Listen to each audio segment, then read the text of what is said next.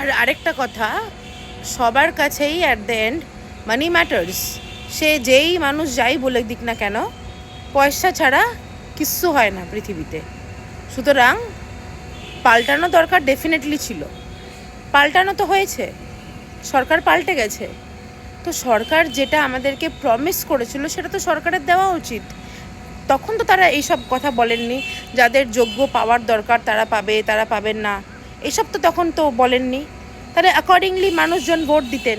তখন তো বলেছিল সবাই পাবে, সবাই পাবে। তাহলে এই মিথ্যা কথাটা বলার তো দরকার ছিল না, জাস্ট টু গেইন ভোটস। এটা খুবই অন্যায় হয়েছে।